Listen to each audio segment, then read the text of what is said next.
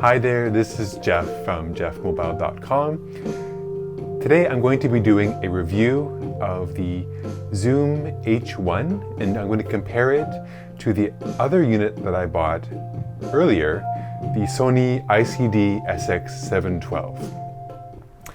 So if you followed my earlier review, this is the Sony ICD-SX712.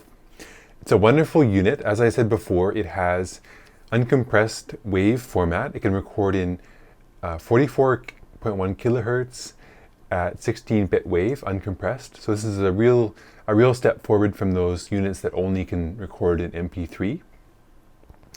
The build quality on the SX712, the Sony, is very good. It feels really solid in the hand. All the buttons have a nice give to them. It's well designed. The controls are easy to use. It has a microphone that you can split out like that to for a different pattern. So if you're recording a large room, you can do that. Or if you're recording a speaker at the far end of the room, you can do that. Or for live music, it's better to have a stereo separation. This stereo pattern does give a pretty good, image on the ear, so it feels like you're actually in the room when you listen to it. It has a plug-in power, a plug-in microphone jack, which has a power jack. It provides power for, I think, phantom power mics, like condensers. It also has the headphone jack, which allows monitoring. What else can I say about it? It has volume control, it has playback. It also has a few other cool features.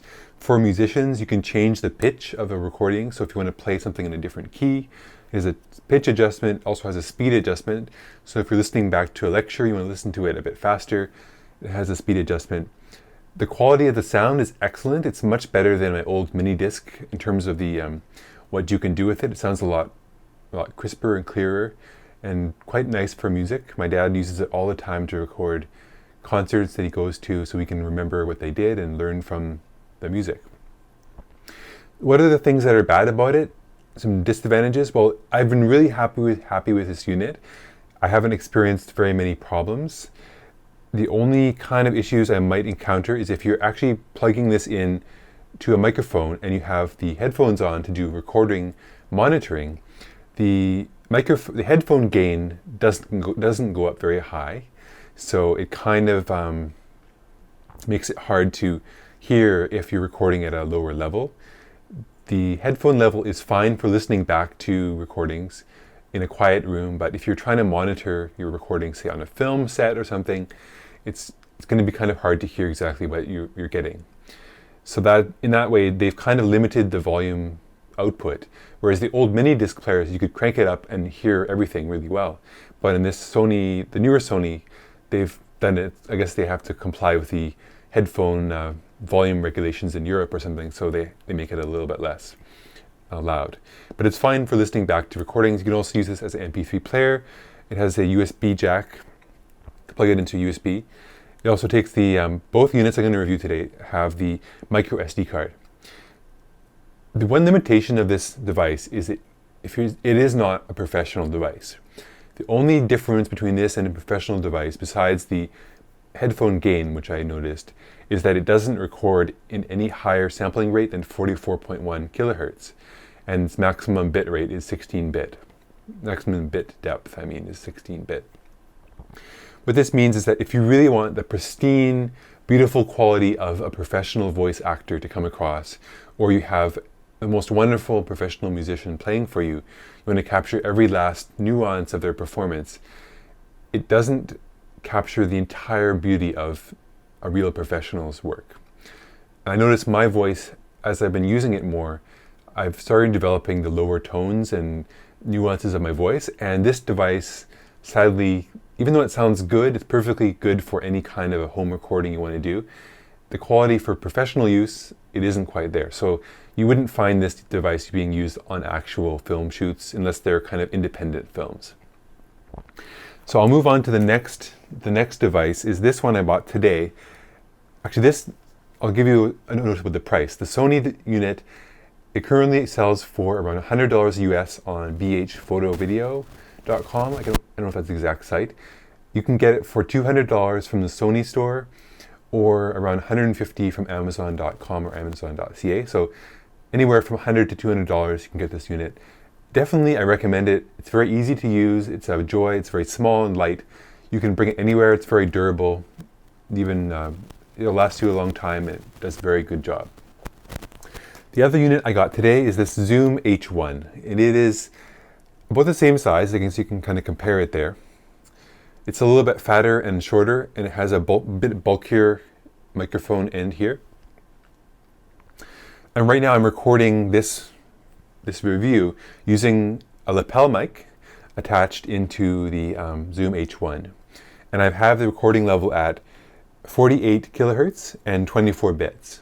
So this is already better quality than what you get on the Sony, but not by much. You probably, if you don't have a professional voice, if you're just a person wanting to get your message out there, you don't have you're not really concerned about every last overtone and nuance in your voice coming across. You want something that's clear and useful, I'd recommend the Sony.